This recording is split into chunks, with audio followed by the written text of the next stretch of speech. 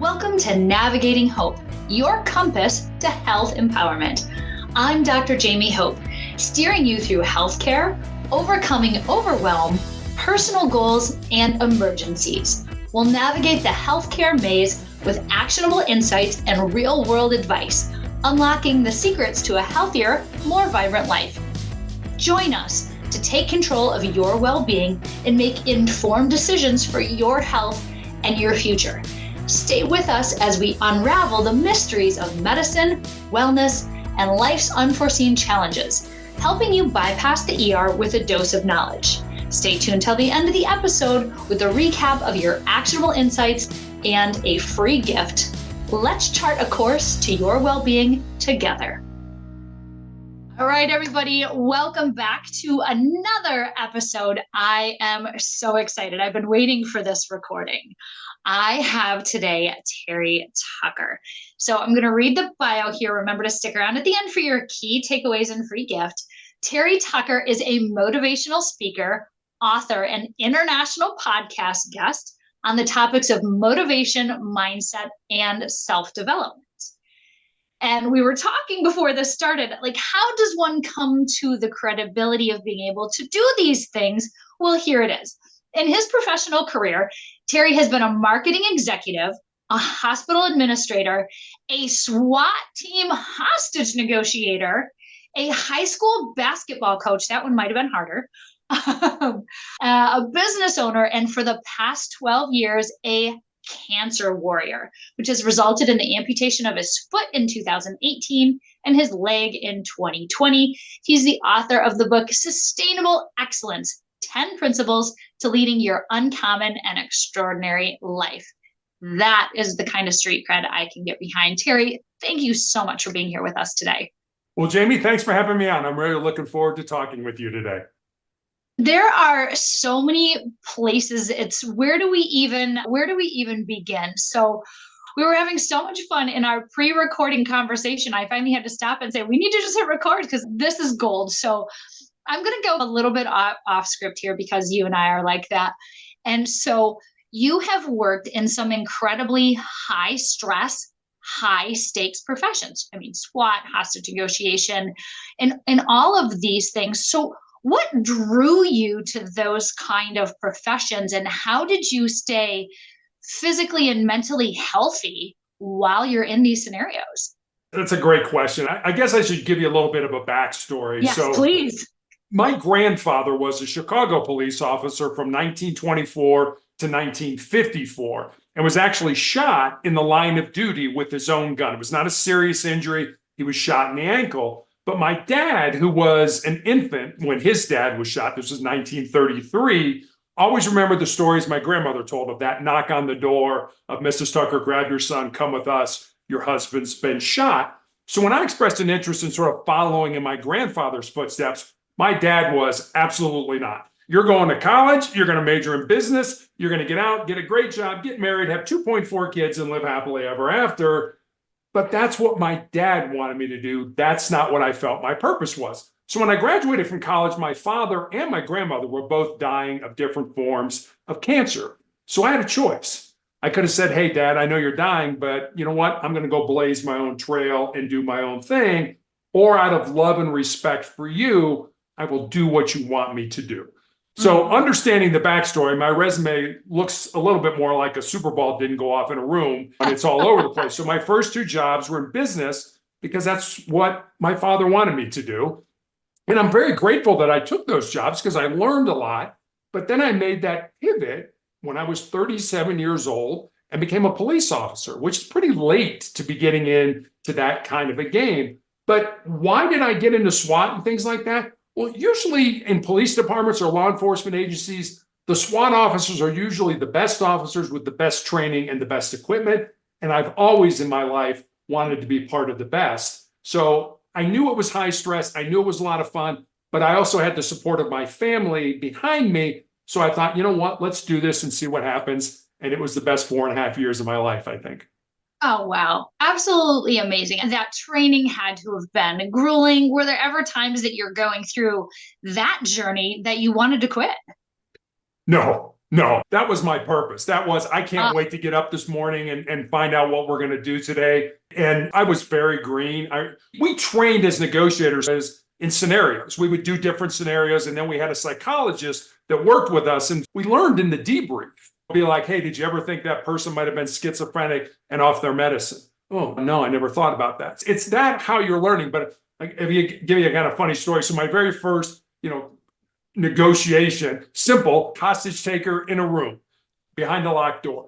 I spent the entire time talking to the hostage. And afterwards, they're like, you realize we're trying to talk to the hostage taker to get the hostage out. So probably ignoring the hostage taker, not a very good move. I'm like, okay, I got a whole lot to learn here in this option. And I did. But I love that. What did we learn? How can we learn? How can we get better? How can we grow? And so it was just great from a law enforcement point of view, but you can also, what we learned as negotiators, apply to how you and I communicate, how we communicate with our families, our friends, and things like that. It was a great lesson in communication. Oh, I mean, these are life skills. I feel like this should be more broadly taught in general. And what I heard in there, it just a nugget of gold is that even when it got hard, the reason you didn't feel like quitting and you persevered and you kept going through is because you were so deeply connected with your why and with your purpose. So for anyone who's going through a struggle right now, really staying connected and keeping your eye on that North Star, and that'll give you even a tenth of the enthusiasm that Terry approaches just everyday life, which is what I love that about you. So you have taken these skills, these negotiation skills. Now, what can our listeners who will hopefully for their sakes never be in a hostage situation, what kind of the communication skills can we apply in our normal lives? Sure. So I remember when I first started, I was given a formula on how we communicate, not just negotiators, but all of us, how we communicate with each other. And the formula was 7-38-55. So 7% of how we communicate a message are the words that we use. And think how many times in your life you're like, oh, I wish I hadn't said that, or should I have said something differently? That's only 7% of how a message is communicated. 38% is the tone of voice that you use with that message. And then 55%, more than half of how we communicate a message, is our body language and our facial expressions. So understanding that from what we did as negotiators, if somebody was barricaded with a gun in a room, I was not in the room with that person. I could very well be blocks away. So I didn't have the luxury of saying something and have the person or see the person kind of roll their eyes and be like, oh, what an idiot. I can't believe he said that to me. So we had to get good at figuring things out, certainly based on what people were saying, but also what they weren't saying and how they were saying it. And one of the ways we did that is what we used to call tactical empathy. And I think you can get rid of the word tactical and just talk about empathy. Empathy is help me to understand where you're coming from. Again, the big word there is understand, not necessarily agree. I mean, if I'm negotiating with a homicide suspect who just killed 3 people, I'm not going to be like, oh yeah, I totally get why you did that, but what that does is by having that person understand that you get them, you're building trust. And when I can build trust, I can change behavior. And the other thing I'll say about this is we used to use how and what questions. So we stayed away from why questions. So in other words, well, Jamie, why did you do that? Oh, wait a minute. Is he accusing me of something? I can get to the same answer if I say, well, Jamie, what got us to this point? That's a much softer question that doesn't make you feel threatened, but gets me the same information that I need. And how questions are, people would say, I want a car out in front of the building before 5 o'clock. And I would say, well, how am I supposed to do that? And what that does is, without the person realizing it, lob the ball back into their court, because now they're thinking, well, how's he going to do this? So now I've engaged them to help me get them out safely. Excellent. And I love that you can have empathy with somebody even when you don't agree with them, because you'll see that a lot. The most ridiculous scenario being 2 strangers arguing on the internet. And then they get more entrenched and deeper in their position. You don't have to agree. In all likelihood, you're not going to change your view based on some nonsense social media post. But that's a great place to start practicing that understanding. And we can have that with anybody. And that's just by asking more questions. Now, we want to use these techniques with our family members, our toddlers, our teenagers, our elderly parents who we're trying to be a caregiver for. Can you give us some tips here, Terry? Help us. Yeah. As much as I knew, there was always that episode where you'd go home and your 3-year-old would take the glass of milk and flip it upside down and all over the floor. And everything you knew as a negotiator went right out the window, because the emotional part of it is really, I didn't know you. So I didn't have that emotional connection that you have with your kids, that I had with my daughter and my mom and things like that now. So I guess the big part of understanding, and somehow we've gotten away from this, is that just because I don't agree with you doesn't make you a bad person. And I think in society today, we're at that point where if you don't agree with me, there's something wrong with you, you're bad, and I don't want to have anything to do with you. No, we just don't agree on a particular issue. We can still be friends. We can still care about each other. We can still love each other. So that's important. The other thing I would say, and they always taught us this, and when I first heard this, I thought, this is stupid. They said, whenever you negotiate, smile. And I'm like, smile? I'm 2 blocks away from this person. How are they going to know? I said, no, that smile comes across. We have these neurons in our brain that, like, if I smile at you, your neurons are going to pick that up and you're going to smile back at me. It's involuntary. You're just going to do it. So smile at the person. And the other thing I would say, and this was incredibly important, this is why negotiating was so exhausting, is that we had to get down in the weeds with this person. So in other words, if I was negotiating with you, Jamie, and you were ranting and raving and screaming about your mother, and I said, well, Jamie, you seem a little upset with your mother, I have totally missed the point. No, Jamie, you're pissed as all get out with your mother. You've got to go where that person is. And I would suggest that with your kids, with your spouses, with your parents, label the emotion and talk about it. Son, you seem upset that you got an F. Well, why do you think I wouldn't use the why. What got you to that F? What did you do that got you to that? Well, I did that. Well, what could you do to maybe get a B or something better? Well, maybe I could do this. Now you're strategizing about that. Don't just blow that off. That emotion doesn't matter. The emotion is really separates us from a lot of the animals. We have that emotion and we use it when we're scared, when we're happy, when we're worried, everything that goes on in our life. So identify the emotion, and it gives the person permission to say, yeah, I'm really ticked at mom because mom did blah, blah, blah, blah, blah. And that's what I wanted. I wanted them to stop using their emotional brain and start using their rational brain, because that's when we could start talking about solutions, putting the gun down, letting the hostage go, coming out. You do that with the rational brain. You do not do that with the person's emotional brain. Absolutely. The emotional brain hijacks you.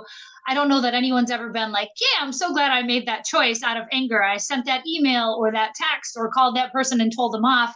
And then later they're like, wow, I'm so glad I, did that.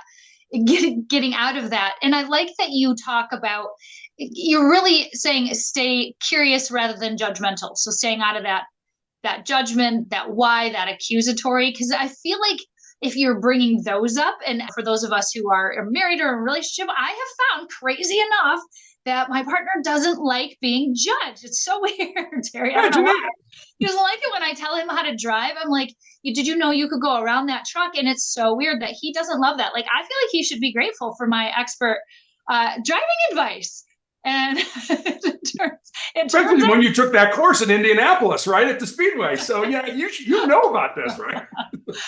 So it's so fascinating that you wouldn't expect these like negotiation, these hostage, high stakes, high stress things, but it's so useful in real life. So get out of that emotional brain, stay curious, understand, even if you don't agree. I certainly don't agree with how my husband loads the dishwasher. That's another hostage situation we could talk about. But get those real life things. I'm sure you come across that a lot. Absolutely. Yeah, it's very, I'm very grateful that I had that training, and that because it helped me just in my law enforcement career in general, just dealing with people, being curious. And that was one thing we were always taught: use your curious voice. There was a thing called parroting or mirroring, depending on where you were, that we would let the person talk, and then we would either parrot back to them the most important thing they said or the last three words that they said. But we would do it in a kind of a curious way. So you don't think you could do that, Jamie? But what was important about that is then you had to go silent. You had to be quiet for at least 5 seconds, because as human beings, we don't like silence and we'll fill it. So what we were trying to do by doing that when they stopped talking is to get them talking again. So using the curious voice, giving that kind of, oh, really? You don't think you could do that? On that upswing of your voice, and then going quiet. Because, oh, wait a minute, I don't like this uncomfortableness. I'm going to start talking again. And that's exactly what they would do. And that's exactly what we wanted them to do. And what I find fascinating about that is when people learn these skills, they say, oh, it's going to be so obvious. People are going to know that I'm mirroring them. Has that been your experience? Has anyone ever even noticed? Have you done that with even partners that have had the same training? It's funny because I do it now. I'll do a pre-call with somebody and I'll just want to practice. And so before I do a podcast, I will do that. They will say something and I will be like, oh, so you do these every Tuesday? And then they'll start talking again and stuff like that. So I do it. I do it just to keep my skills going and stuff like that. I'm not trying to hurt them or embarrass them or anything like that, especially on a pre-call when it's not recorded and things like that. But no. And then there's the whole mirroring thing when you're face to face with somebody. If they cross their legs, you cross your legs. If they put their hands together in a prayer kind of motion, then you do that. If they cross their arms, then you do that. And it's amazing. You're doing the exact same thing they're doing, and they never catch on that you're doing it. But it builds that trust. It builds that, hey, this person gets me. This person, because any relationship you have in your life is predicated on trust. You and your husband, you and your kids, you and your boss, it's all predicated on trust. And one of the things we never did with people is we never lied to them.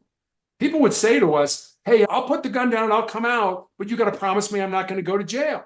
And we would have to say, well, I'm sorry. When you come out, you are going to go to jail. And then we would try to deflect the conversation to something more palatable. And the reason we never lied, and this happened, is that a year from now, 2 years from now, 3 years from now, we would be right back negotiating with this person because the problem hadn't gone away. If it was still their mother that got them to this point, mom's still alive, mom's still nagging them. So here we are. And if they ever thought, hey, Terry, you lied to me 2 years ago when we talked, my credibility's done. You're going to have to bring in another negotiator because they do not trust me. Trust is every relationship. You've got to have it. If you don't have it, it's not a good relationship. Oh, it's not. It's that connection and that trust. Now, how do you feel when we went during the pandemic? And this isn't a commentary about the choices. Things happened, they happened, right? And we were told to distance, and the intention was to physically distance, but in a lot of ways, people did social distancing and got disconnected, got alone. What do you think that did just in general for empathy and communication? I think that was horrible, but I think the big lesson in it was we're better together than we are by ourselves. You saw during the pandemic, alcoholism rates went up, drug abuse rates went up, divorce rates went up, domestic violence rates went up, because we are not good by ourselves. We need each other to be good. I mean, it's the old axiom about you're the product of the 5 people you hang around with the most. If you don't hang around with 5 people, who are you the product of? You, because there's nobody else to hang around with. So absolutely, I think that showed us how much we need each other, how much we are better together than we ever were separately. Oh, absolutely. And that connection, whether we're using it to improve our relationships with our kids, with our aging parents, with our significant others, with our boss, and these are all relationships we want to improve. Yeah, it is that connection. There's a woman by the name of Kat Cole. I don't know if you ever heard of her. She started out at Hooters, to be honest with you, and then became the president and CEO of Cinnabon, and now is the president and CEO of Athletic Greens. And she, every month, with her direct reports and her husband, does this 6-question check-in. What's the best thing that's happened in the last 30 days? What's the worst thing that's happened in the last 30 days? What are you most grateful for? What are you most worried about? And the interesting thing about it is It's not a one-way questionnaire. It's okay, if I was reporting to you, you would ask me those 6 questions, and then I would ask you those 6 questions so I would know what's worrying you and what you're grateful for and things like that. And that's what I love about that. It's a mutual kind of questionnaire. It's not like the boss asks you and you got to tell the boss, but the boss doesn't say anything. No. And if you think about that doing with your spouse, every 30 days, it's that check-in. How are things going? What's going right? What's going wrong? What are you worried about? What are you grateful for? Those kind of things in life, we don't do that. But I love that questionnaire that she does. And I think it's something maybe we should all do. Yeah, that's a brilliant idea. We should all be doing that, checking in with each other, checking in with our friends, our partners, our colleagues. There's a lot of loneliness, there's a lot of isolation right now. And I think that would be a huge help. Absolutely. And in a working situation, I'm worried because there's my wife found a lump in her breast. Oh, okay. Well, if we don't check in, I may never know that as the boss. It's like, okay, now I know what you're worried about. Now I know what's concerned. Now I know what's going on in your life, and I need to act on that. I need to see how I can support you and help you and things like that. So I think it's just great for all of us to do that kind of check. Yeah, I agree that if it helps you understand what people are going through, you might see somebody as not performing well and just assume you create this story in your head that they are lazy or a bad person because you're not in that space of curiosity and they're really going through a terrible divorce or their child was just diagnosed with cancer, and it changes how you approach them. Absolutely. I like to reframe it. When somebody cuts you off in a car, right? You can assume that they're just a horrible, evil idiot who's there to ruin your day. But it reminds me of the time that I got a phone call that my nephew was getting active CPR. And so I drove from one hospital to another. And I am confident that I drove like a complete a-hole. I didn't crash into anyone. And I think that all the gods and lucky stars in the world, but who knows how many people I cut off. I'm sure I was just such a jerk. But in that moment, I was trying to get there. And so I tried to give people that space. How do you do that, especially if you don't know the story of the person that's affecting you? Like, how do you frame that? I think it goes back to what we were talking about before, understanding. As you're driving through traffic, weaving in and out, and everybody's saying, look at that idiot woman, she doesn't know how to drive. If you can take a step back and be like, yeah, but I also don't understand her story. Maybe she's pregnant and her water broke and she's trying to get to the hospital. Or like you said, you've got a nephew who is engaged in active CPR or whatever. You find out your spouse or your parent just had a heart attack. You don't know the story. You don't have the understanding to make a rational judgment. We just naturally jump to, oh, that person's an idiot. And I'll be honest with you, I've done that. I still do that. Absolutely. That person's an idiot. But then I take a step back. It's like, no, Terry, you don't know the story. You don't know what's going on with that individual. And so I guess just be a little kinder. We always talk about being kinder with ourselves. Be kinder with other people as well. We don't need to be jerks all the time. So just step back a little bit. Yeah, maybe that person's having a bad day. Let them have their bad day. Yeah, hallelujah. If they cut you off, that's the fact. If the story that you ascribe to them is that you're a jerk and it makes you feel bad, it makes your day harder, or the story is you don't know what's going on in their life and it gives you empathy and understanding, it's not just about them, it's about you. It is. And the other thing you got to think about is everybody's got a gun today. So honking the horn and flashing your lights and flipping them off, you don't want them to stop, pull out a gun and aim it at you. So you know what? It's really not worth it in the scheme of things. So you get there 3 seconds later than you would have otherwise. I've seen that. As a cop and stuff like that, you see the road rage and stuff like that. People are crazy. But Yeah. give them the benefit of the doubt and don't put yourself in a situation where now all of a sudden the police or the ambulance are coming to you because they put a bullet through your windshield. So Yeah, no, at this point, I've being an ER doc for so long, and you come at this from a perspective of a cop. If someone wants to cut me off, I just let them. yeah, Like, don't go right works ahead. for you. I am not trying to get in the way. So you came into being an officer, having been a hospital administrator and a business owner, and then in addition to that, learned all these negotiation skills. But what are these administrator skills and the business owner skills that you bring into this knowledge set that you have? I think one of the biggest things and getting into law enforcement late was the ability to talk to people. And even today, I mean, law enforcement's not a career that really a whole lot of people want to get into today. But every now and then somebody will reach out and they'll be like, what do you suggest? And my number one recommendation is put your devices down and go out on the street and talk to the homeless person. go up to the penthouse and talk to that person. Because if you can talk to people, you will be successful as a cop. If the only way you can communicate with another person is by texting them a message, you'll be horrible at that job. You'll be frustrated. You won't enjoy it at all. So I got to talk to all kinds of people who were very successful, people mid-management, people working their way up and things like that. Why are you doing this? What did you like? What's going on? And I was able to learn how to talk to all kinds of different people. And that helped me be good as a police officer. And part of that was, I'm just interested in your story. Why did you, it's like, I ask every person I'm up on a podcast with, why'd you start your podcast? What made you do that? I love hearing the stories about why people do what they do in their lives. And it's gotten me to the point, I'll give you a quick story. I was connected with a young man on LinkedIn, and he reached out to me and he said, hey, can I call you? I'd like to talk to you. I've got this job offer, or I've got this job interview. It's a sales job. And he was a Division I college football player. And I said, sure, we can talk. So we get on the phone and he starts talking to me about the sales job that he's interviewing for. And I said, before we do that, I said, let me ask you a question. I said, if you could have any job in the world, that job that's in your heart, that's in your soul, what would that job be? And Jamie, without missing a beat, he was like, I'd be a high school football coach. And I said to him, then why are we talking about a sales job? And he said to me, because I got to make money. And I remember hearing a quote, and I'm going to mess it up a little bit. It said, if you don't know your value, if you don't know your purpose, if you don't understand yourself, you will always default to wanting more money. And I love that quote because that's what he was going after. And I said to him, I said, so we talked about the sales job. And I said, when you're finished with the conversation with this individual, call me back. I said, I'd like to hear your impressions. Do you think he's ever called me back?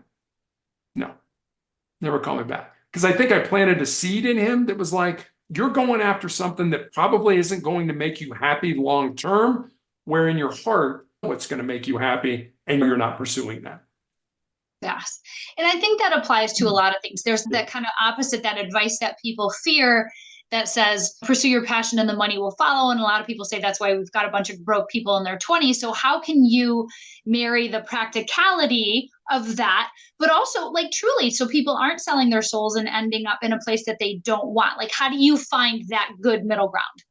Yeah, that's a great question. And I've got a nephew who's a young man, and he and I talked about this, and same thing. It was like, this job's going to pay me, and it was all about money and compensation and stuff like that. And I think that's the problem. And I've seen this, and I'm old, Jamie, so that's why I've seen this. So many people feel that they're born empty, and that when they get out of school and they get into life, whatever that looks like for them, that then their job is to fill their empty self up. They got to get the best education, have the greatest job, making the most money, have the nicest house, have the latest gadgets and gizmos. And what I found is it's just the opposite. We're not born empty. We're born full. We're born with everything we need to be successful already inside of us. We just need to pull it out and use it for our benefit. So when you switch your paradigm, when you switch what you're thinking to, it's not about what I can get, it's about what I can give, then all of a sudden life changes. And I've always said, your life should not be about what you get. Your job should be about emptying yourself out with your unique gifts and talents, certainly for the betterment of yourself, but also for the betterment of your family, of your friends, of your community, of your country. And when you start to look at your life more as, what can I give? How can I support? How can I help other people? All of a sudden, life takes on a whole different meaning than what's the latest gadget I can get, because there's never enough. There's never enough stuff to fill yourself up. There's never enough money. There's always going to be one more thing. But when you give of yourself, the more you give, the more you have inside of you to give to others. It's just an amazing way that I found that my life changed when I changed that paradigm. Really, because in terms of stuff and possessions, it's a black hole. You could pour into it forever. It's never going to fill. But in your book, Sustainable Excellence, and you talk about this, you share these principles and you live these principles. You're not filling yourself up with the latest gadget and gizmo and nonsense. It's that, like, who you are and this extraordinary life. And that is that incredible fulfillment that you're looking for and that you teach people. Yeah, I spent most of my life doing physical things. I was a college basketball player. I was in law enforcement. I was on SWAT. I did physical things and I enjoyed that and I liked it. And now I had my foot amputated in 2018, my leg amputated in the middle of COVID. I'm in a wheelchair. So how do you balance those things? And what I found is when you can't do what you're good at, you do what's important in life. And nobody cares how many basketball games I won. Nobody cares how many people I locked up or how many tickets I gave. None of that stuff matters. What matters is how can I make a positive difference in people's lives today? And you never know. I'll give you a quick story. When I'm still being treated for tumors that I have in my lungs at an infusion center at the University of Colorado. And there was a nurse. And when I first met her, she was already a nurse. She was about 25 years old, and she was being precepted, learning how to do things on the unit. And about 6 months later, she's taking care of me by herself. And she comes in and she says, Terry, I've got a story I want to tell you, but I don't know how to tell you. And Jamie, I didn't know how to respond to that. I said, well, I hope you decide you want to tell me because I think I might enjoy it. So she's in and out for the next couple hours and then comes in, sits down. She's like, all right, here's the story. She said, when I first met you, I was going to get out of nursing. I had had a good friend of mine die. I was in a really dark place. I talked to my family. I was going to quit nursing. I was going to go to work for Amazon. And she said, and then I met you. And I see everything you go through in your treatments and how you react. And then I went back in your file and I read everything that's happened to you along the way. And she said, when I finished reading your file, I knew I was where I was supposed to be. Now, if she would have never told me that story, I would have had no idea that my life had such a positive impact on her. I guarantee that the people that are listening to us right now, there are people out there watching how you deal with your adversity, watching the courage and everything that you put into making that work, and would give almost everything they have just to walk 5 minutes in your shoes. So understand that I know it seems like it's terrible now, but you are making a difference in people's lives that you may never meet or may never know.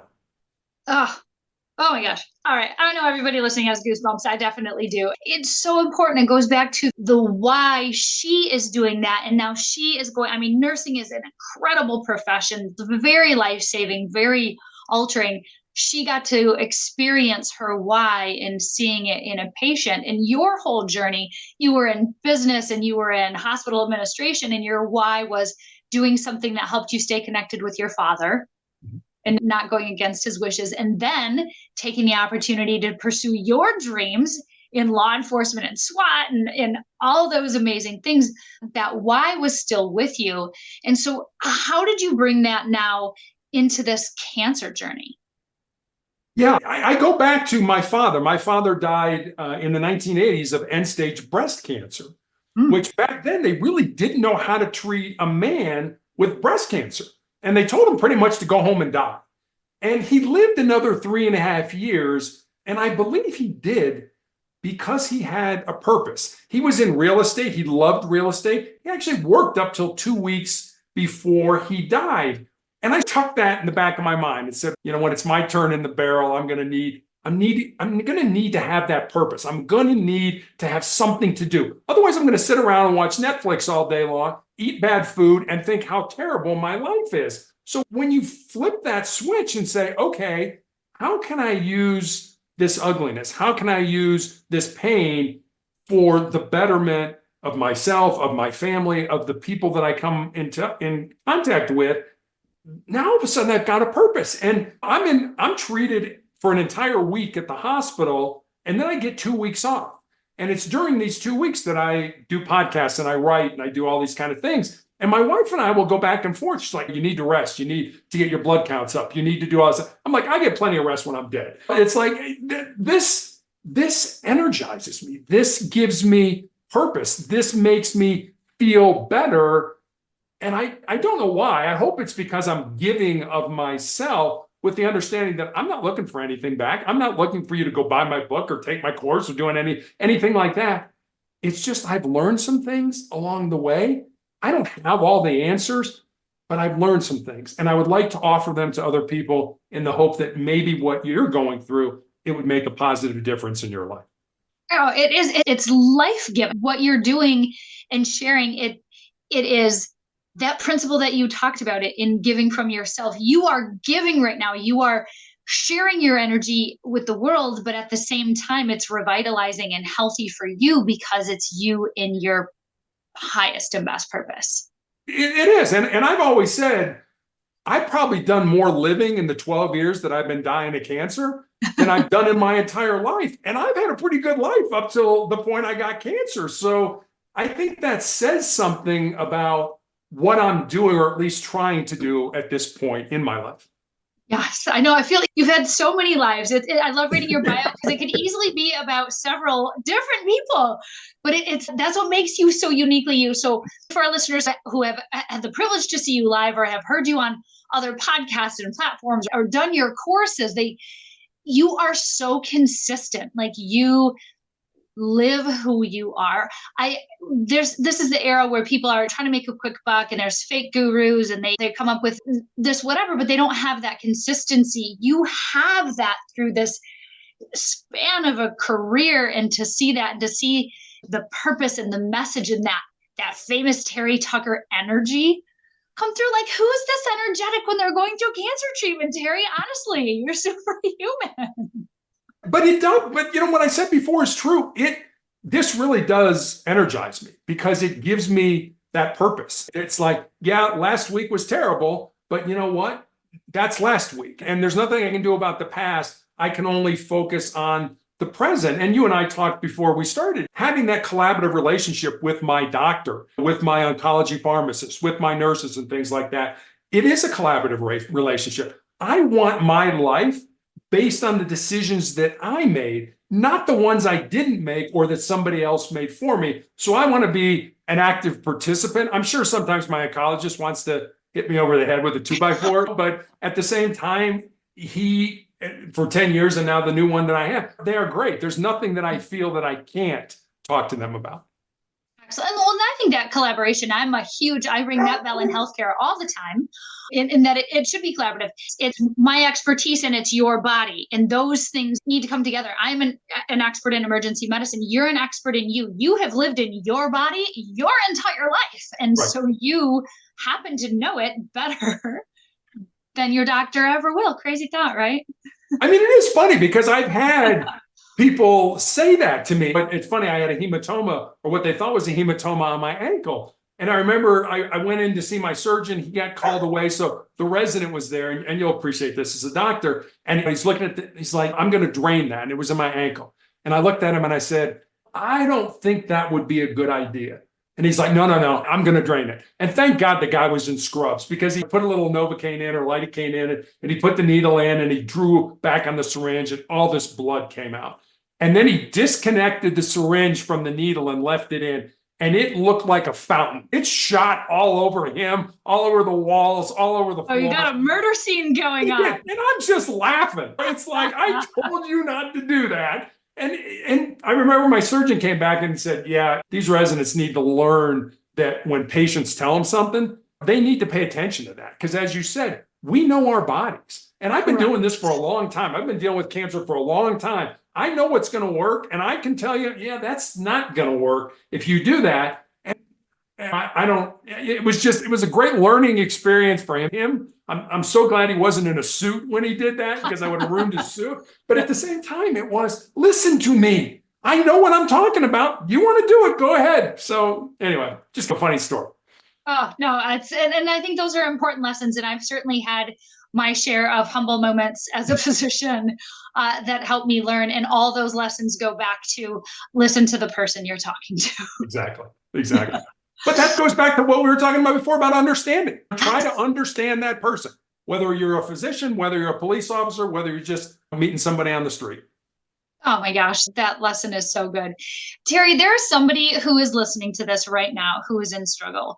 They are maybe having some dark thoughts. They don't know what's going to happen next. They're in fear. They're struggling with self-care in that space of trying to take care of everybody else.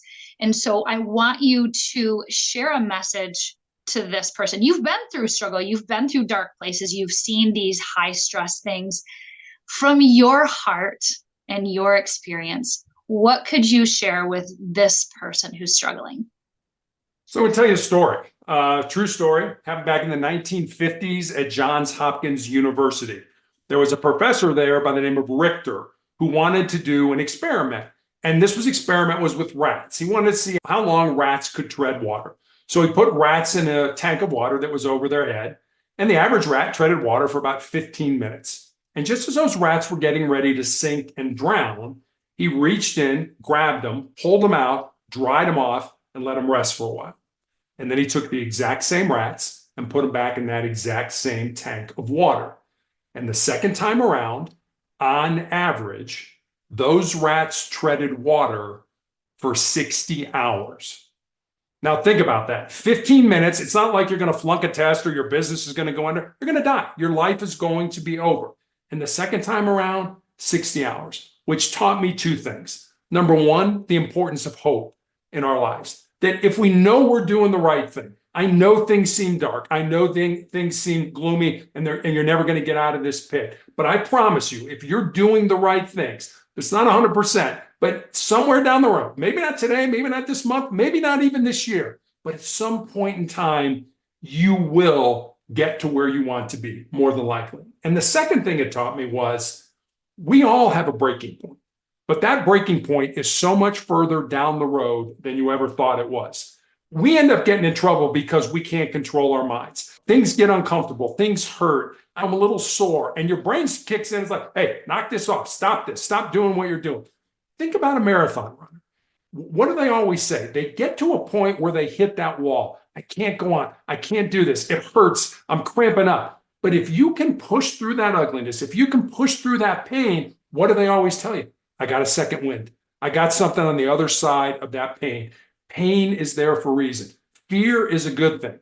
My partner and I used to always talk to each other. We said, if we were going to a noise run, somebody said, I called because my neighbors got their TV on. That's an innocuous run. That's not something it's no big deal. Knock on the door, please turn your TV down, have a nice day, goodbye. But if one of us said, you know what, going to that run, I got a bad feeling about this. We didn't dismiss that. We took that to heart and said, okay, tactically, we're going to be very sound on how we approach this building, how we approach the door, and what we do when we contact that person. Because your body has that built-in mechanism, that sort of self-preservation mode where it's going to keep you safe. I remember hearing that, I think it was the National Science Foundation said, 80% of our thoughts are negative.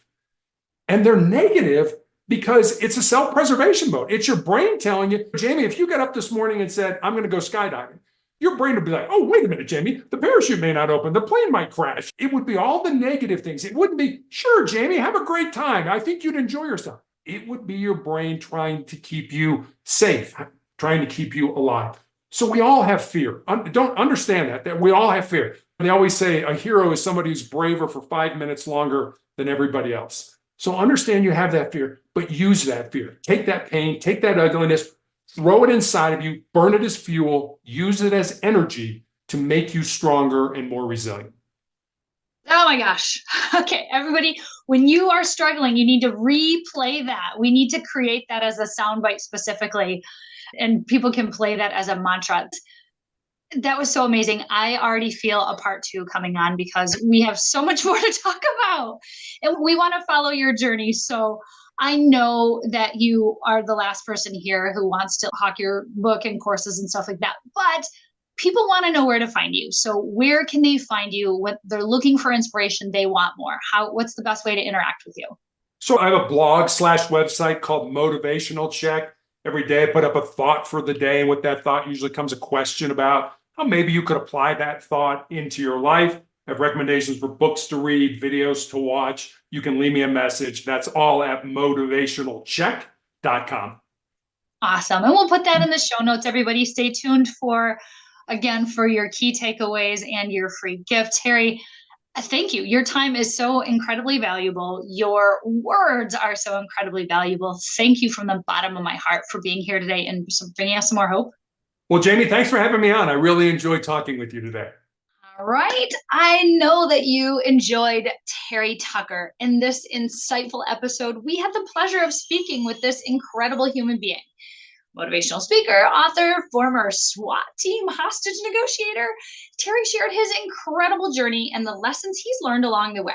So here are 6 key takeaways from that conversation. Number 1, purpose and perseverance. Terry emphasized the importance of staying connected to your purpose. Throughout his diverse career from law enforcement to cancer warrior, Terry has maintained a strong sense of purpose, which has driven him to persevere through the toughest challenges. Number 2, holistic communication.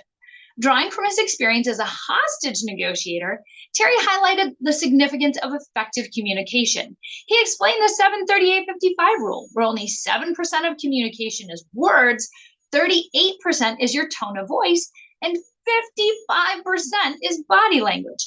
Understanding and practicing empathy, even when you don't agree with someone, is crucial in building trust and changing behavior. Number 3, resilience and hope. Oh, Terry is full of those. He shared a powerful story about an experiment with rats that underscored the importance of hope and resilience. Just when we think we're at our breaking point, we often have much more capacity to endure and overcome than we realize. Maintaining hope can significantly extend our ability to persevere through hardships. Number 4, empathy over judgment. One of Terry's key messages is to approach others with empathy and curiosity instead of judgment. We often don't know the full story behind someone's actions or struggles. By staying curious and understanding, we can foster better relationships and support those around us. Number 5, setting and achieving goals. Again, those smarter goals. It is where you use a systematic process to set and achieve your goals by writing them down and following through in a specific pattern, and this can lead to significant personal and professional growth. And lastly, number 6, collaborative relationships. Terry stressed the importance of collaboration, especially in healthcare. Building a collaborative relationship with your healthcare providers ensures that those decisions are made together, respecting both the expertise of the physician and the personal knowledge of the patient. So whether you are on a health journey yourself or you're caregiving for an ill or elderly loved one, that collaboration and advocating for yourself can make all the difference. Which leads us to our free gift, which is the H.O.P.E Discharge Safety Protocol. As a special gift, we're offering this anytime you're going to navigate the transition from a hospital or any healthcare setting to home or a different setting safely and effectively. This protocol is designed to empower you with the essential information and the steps you need to ensure that safe and smooth discharge and transition. By using this comprehensive checklist, you can confidently manage your follow-up, your medications, and avoid potential emergencies, ultimately improving your health outcomes and reducing the risk of complications. You can download this free protocol by clicking on the link in the show notes. I hope that you had an amazing time listening to Terry Tucker as an enlightening and motivating person. And remember, we can navigate even the toughest challenges with the right tools. And stay tuned for next week's episode, where we bring you the amazing Anna Lee, who talks to you and shares with us insights about interesting, creative, and clever ways we can offset some of the things in our schedule and learn to let go of the guilt and delegate where necessary to significantly improve our lives. If you have too many things on your to-do list, you're not going to want to miss this next episode of Navigating Hope. Thank you so much for being here, and we look forward to seeing you on the next episode. Welcome to Navigating Hope, your compass to health empowerment. I'm Dr. Jamie H.O.P.E, steering you through healthcare, overcoming overwhelm, personal goals, and emergencies. We'll navigate the healthcare maze with actionable insights and real-world advice, unlocking the secrets to a healthier, more vibrant life. Join us to take control of your well-being and make informed decisions for your health and your future. Stay with us as we unravel the mysteries of medicine, wellness, and life's unforeseen challenges, helping you bypass the ER with a dose of knowledge. Stay tuned till the end of the episode with a recap of your actionable insights and a free gift. Let's chart a course to your well-being together.